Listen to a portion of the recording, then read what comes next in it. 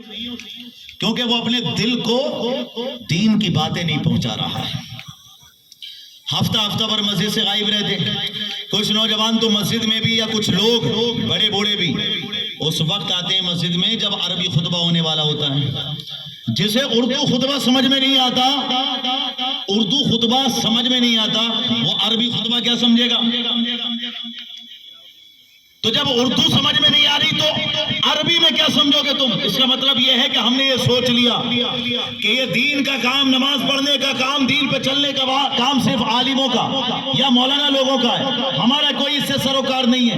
یاد رکھو میرے بھائیوں، علماء کی اپنی ذمہ داری اور عوام کی بھی اپنی ذمہ داری ہے. علماء اگر کوئی بات سمجھاتے اس کا مقصد یہ ہے کہ آپ اس پر عمل کیجئے.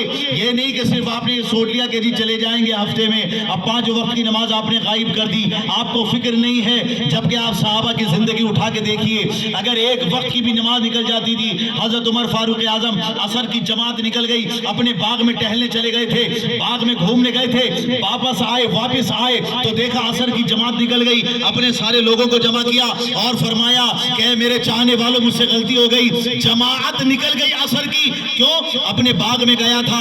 اب سارے کے سارے گواہ ہو جاؤ، جس باغ میں جانے کی وجہ سے میری عصر کی جماعت نکلی تھی، میں نے وہ سارے کا سارا باغ اللہ کی رضا کے لیے غریبوں پہ قربان کر دیا.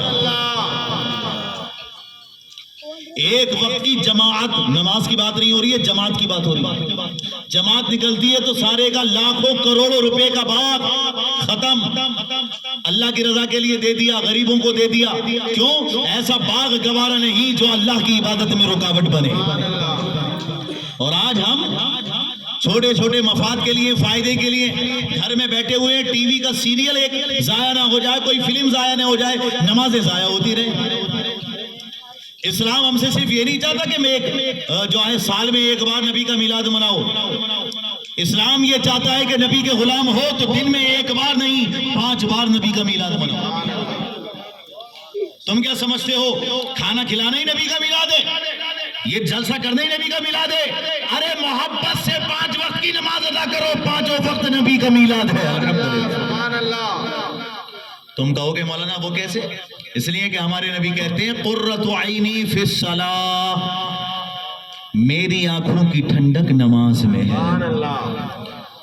نبی کا میلاد منانے سے کس کو خوشی ہوتی ہے؟ نبی کو. آپ کہو گے کیسے؟ ایک عالم صاحب کے خواب میں پیارے نبی تشریف لائے تو عالم صاحب نے پوچھا یا رسول اللہ صلی اللہ علیہ وسلم، یہ جو مسلمان